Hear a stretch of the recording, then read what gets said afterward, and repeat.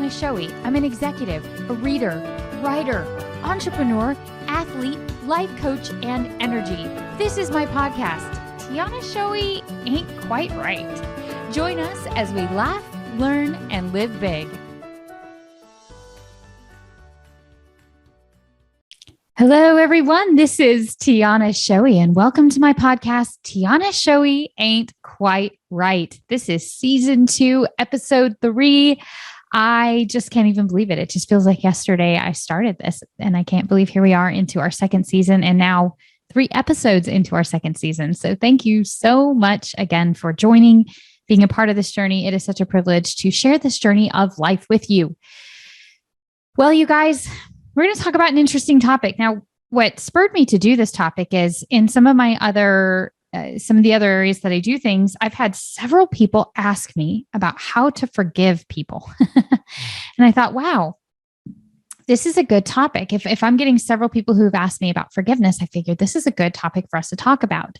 So as usual, we begin and end with a quote. And so today's quote comes from Lewis Smedes. And it's, to forgive is to set a prisoner free and discover that prisoner was you.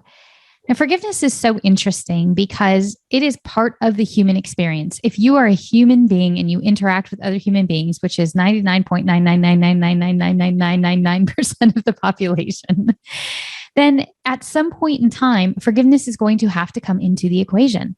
Now, what's interesting about forgiveness is there are 2 parts to forgiveness. There's the forgiveness that we have to have for ourselves, and then there's the forgiveness that we have to have for others. And as we break this down, I want to start with forgiveness for ourselves, and then we'll talk about forgiving other people. Now, the reason that I believe that it's important to start with forgiveness for ourselves is it helps us frame how we should think about forgiving other people. So I want you to stop really quickly and think about a situation in your life where you have needed forgiveness. Perhaps that situation was unintentional. We've all done that. I've done things where I had the best of intentions, but my intentions did not turn out to be the end result. In other words, my strategy didn't line up with my intentions. We can often have the best of intentions, but make the wrong decisions to execute those intentions and sometimes harm people. And I've done that. I've absolutely had that happen where I was doing what I thought was the best thing to do, and then come to find out it ended up harming somebody else, and I needed forgiveness. Sometimes we don't have the best of intentions, but we certainly don't intend for things to be as bad as they turn out. So let's say that you cut somebody off in traffic because you're being impatient, and you don't have any intention of causing anybody harm, maybe causing a little discomfort to the person you cut off, but then you cause a car accident and things pile up and they become bigger than you realized. And things definitely spiraled to a degree or escalated to a degree that you did not intend.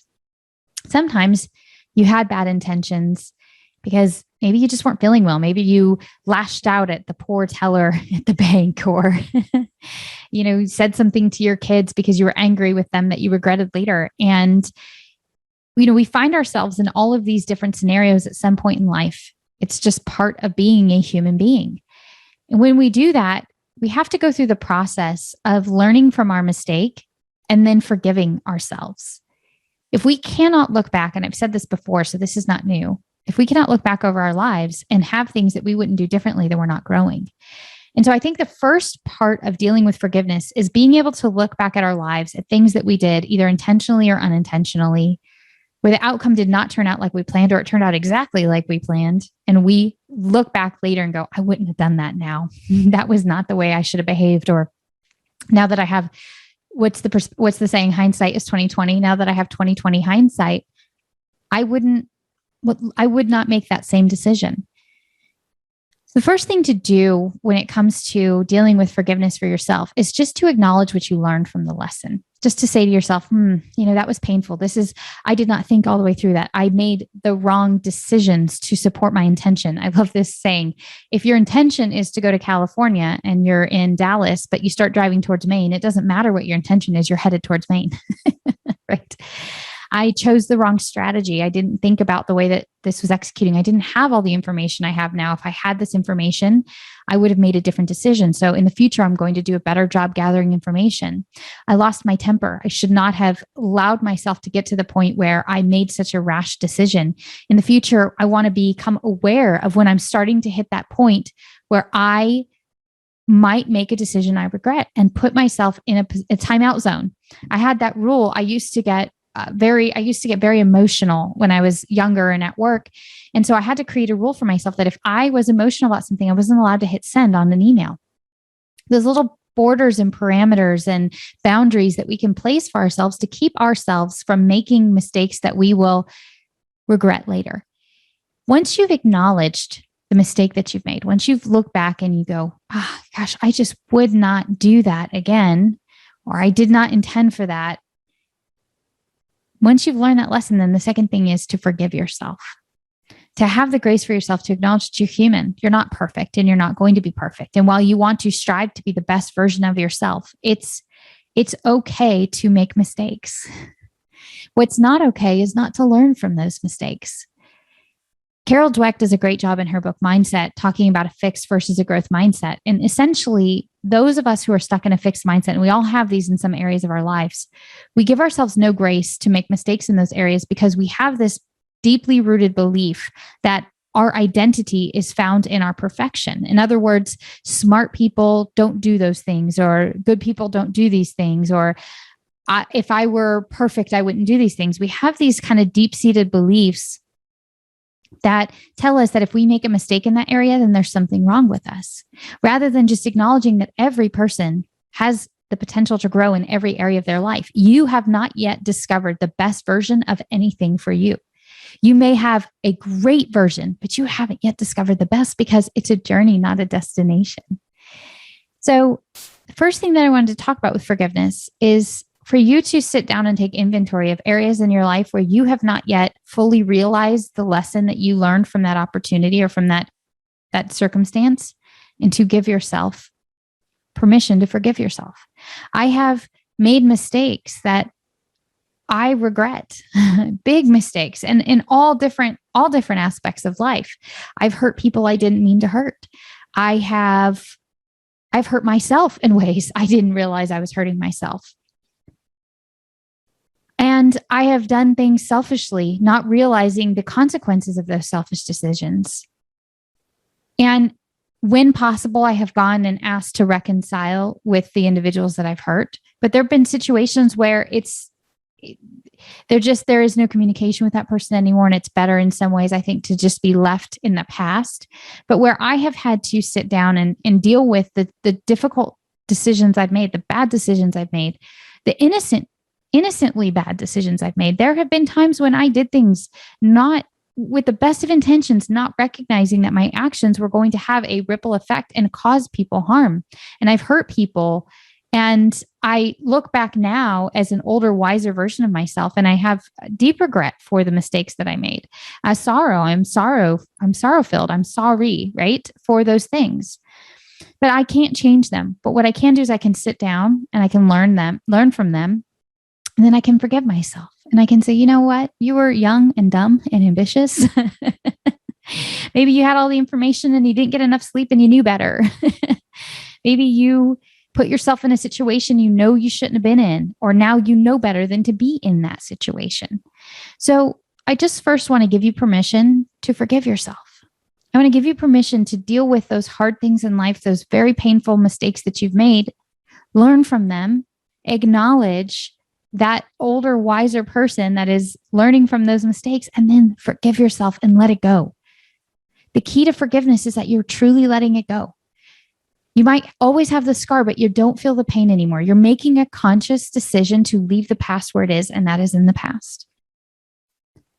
And to acknowledge that every human being alive, yourself included, is flawed in some way. And even the best among us will still hurt somebody at some point in time. There's only one, and you guys know I don't shy away from the fact that I'm a Christian, that never hurt, that was 100% perfect in everything he did, and his name is Jesus. And I hate to break it to you, but you aren't Jesus. There was one. So That's the first part. And I think it's important to start there because part of the reason that we struggle sometimes to forgive other people is because we don't know how to even forgive ourselves. And if we can't forgive ourselves, how can we forgive other people? Now let's talk about other people. We have all been hurt by somebody in our life. And some of those hurts feel like they were intentional, right? Some of those hurts feel like the person should have known better. I know that in some of the ways that I've hurt people, people have felt like that about me. And many of those times that my motives were ascribed as being, what's the word, nefarious? I don't even know what the right word is. In the past, when I have been accused of doing things intentionally to harm somebody, that was never the case. I'm not saying I was perfect, but what I'm saying is that I never intended to hurt people the way that they were hurt. I didn't recognize and understand, especially when I was younger, the consequences of some of the decisions that I was making. And so there have been times I've deeply hurt people, and it was purely poor decision making, but ignorant poor decision making. And I think a lot of times where we struggle to forgive people is we feel like by forgiving people, we're condoning their behavior.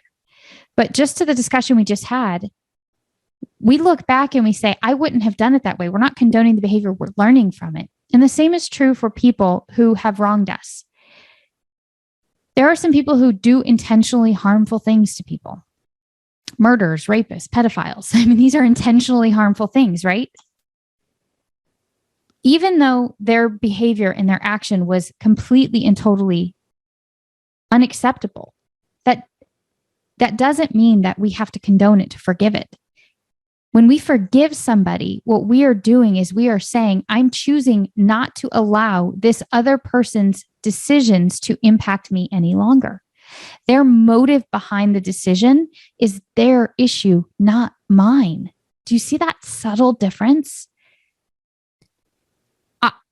By forgiving them, I am choosing to release myself from this emotional bondage, not condone their behavior, but release myself from this. And recognize that as egregious as their acts and their behavior may have been, their sorrow is their issue. You can still forgive them. I saw a really powerful video on this, and it was just a short clip from a courtroom of a convicted serial killer. And this convicted serial killer had to sit and listen to the family members all share their pain and their grief. And they said some very, very hurtful things to the serial killer. And I can certainly understand if your family member was brutally murdered by somebody, you probably wouldn't have nice things to say. But at the very end, this older gentleman whose daughter was tortured and murdered by this man, he walked up to the microphone, and the serial killer had kept a very stoic face through all the other family members. And this older gentleman said, I know a lot of people here have said they've expressed a lot of their hurt. And he says, you took my daughter from me, and that hurt me deeply. But I want you to know this, that as a Christian man, I believe that I have been forgiven of my sins entirely and completely. And God has asked me to forgive other people their sins as well because of how greatly he's forgiven us. And he says, I want you to know that I forgive you. And the convicted murderer, rapist, began crying at the forgiveness.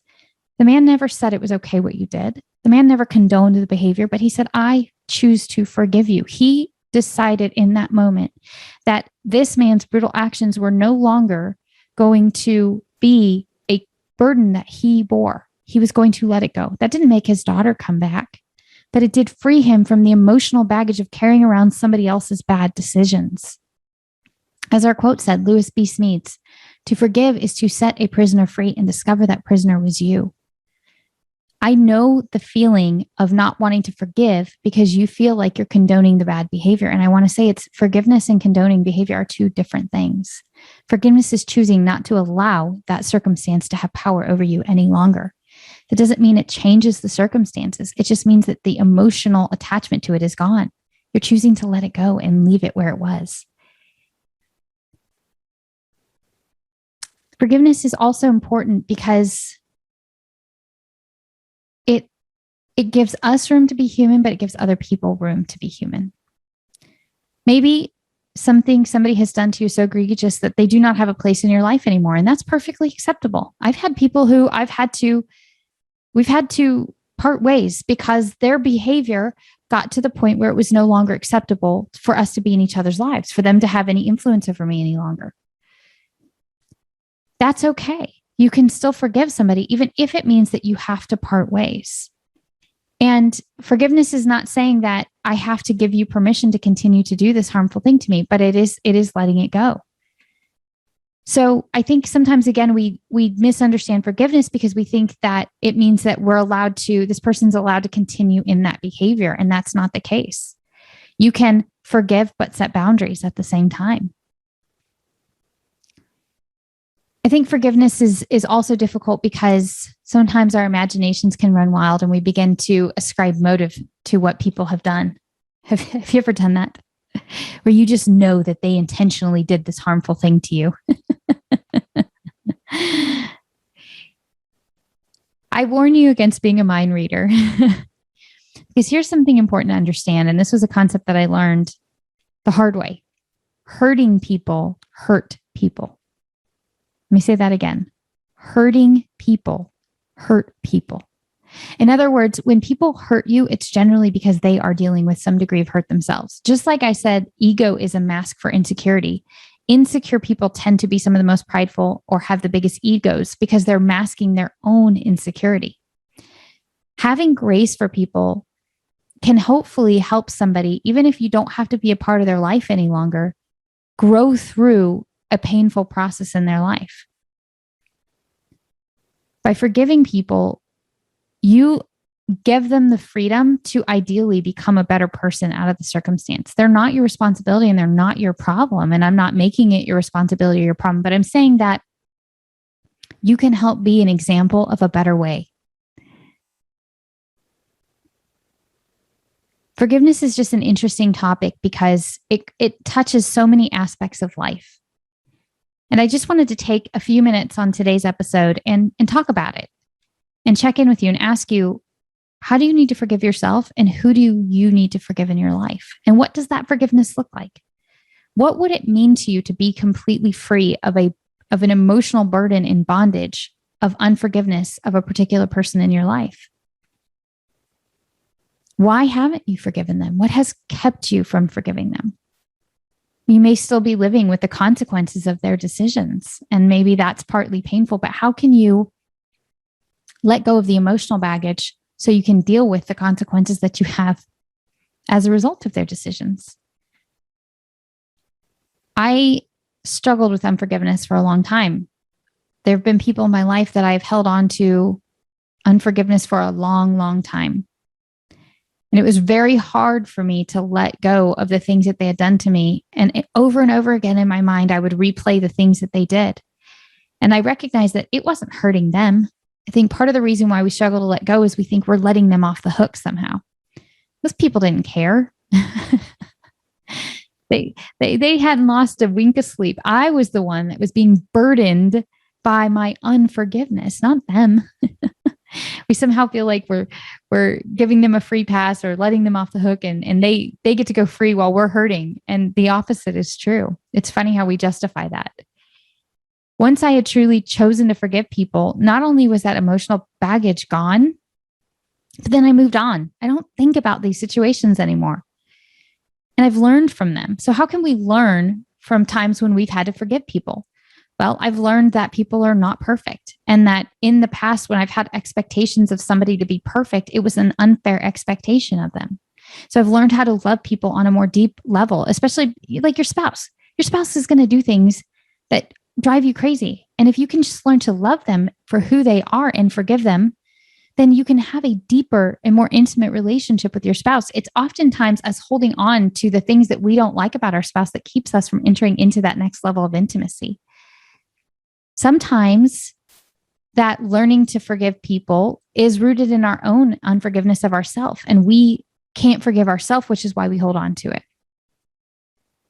Sometimes that forgiveness means that we do have to separate ways. We recognize, wow, this is not a healthy situation for me.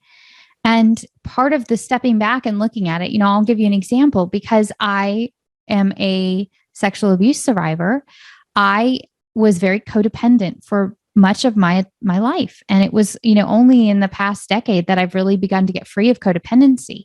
So I continued to surround myself with abusive people or people with abusive characteristics because that was what I was naturally drawn to. And so I would continue to find myself in situations with people who hurt me. And I had to step back in my process of forgiveness and acknowledge, oh my goodness, I find myself surrounded with people who are condescending, who are demeaning, who belittle me. And while I am not responsible for their behavior, I do get to decide who is in my life at this point. And so that forgiveness gave me the freedom to let go of the emotional baggage that I picked up from them, but also to acknowledge and recognize I don't want people like that in my life any longer. I have the freedom to choose who's in my life. So I learned a lot through forgiveness, learned a lot about how to set boundaries and that it's okay to tell people no, right? Forgiveness is a really interesting thing because I know that for myself personally, it weighed me down, the lack of forgiveness in my life for a long time. And learning how to forgive allows me to have the courage to go further in life than I would have otherwise gone.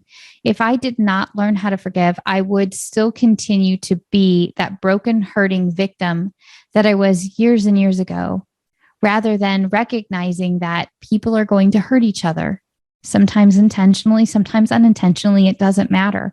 What matters is that I learn from the circumstance, I forgive them, I move on, and I decide from that point on if this person still belongs in my life. And if not, I let go and it's okay. I would just invite you to take some time to ask yourself where you need to forgive yourself. Figure out areas in your life where you're beating yourself up, where you're holding yourself in your own bondage, and who you need to forgive in your life. What would your life be like right now if you had completely forgiven everything? If you had just took a deep breath and decided from this moment forward, you were going to let go of all unforgiveness in your life, unforgiveness for yourself and unforgiveness of other people. And recognize that people do bad things, sometimes intentionally, sometimes unintentionally, and you don't have to condone that behavior to forgive them, but you do want to be set free of your unforgiveness. You don't want to carry around other people's bad decisions as emotional baggage in your life. I want to invite you to that place. I want to invite you to freedom. Because at some point in time, you will need that same forgiveness. And you will appreciate that you have forgiven other people, but also that you've forgiven yourself. So I just want to honor you as another human being and acknowledge the fact that life can be tough. Sometimes we do things we don't like. We wish we wouldn't have done them. Ideally, the older and wiser we get, the less dumb things we do, right? It's ideal. But even the oldest and wisest among us still do things we regret. So I want to invite you to be a human being, a gracious, kind, compassionate, and forgiving human being. And also know that it's okay to set boundaries with people who, even though you've forgiven them, have lost the right to be in your life because they cannot continue to operate in a way that's healthy and safe for you and them. So it's okay to forgive people, but also not condone their behavior, whatever that looks like, right? To forgive is to set a prisoner free and discover that prisoner was you. Lois Smeads. Thank you guys for tuning in. It is such a privilege and an honor to share this crazy, wild journey of life with you. Please continue to tune in, tell your friends and family about this podcast, leave a review. All of that helps. And thank you for making it this far with me. Have a wonderful, freeing, forgiven week. Until next time, this is Tiana Shoei, Ain't Quite Right. Thank you for tuning in. New episodes are released on the second and fourth Monday of every month.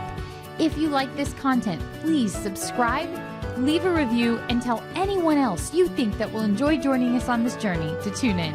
Until next time.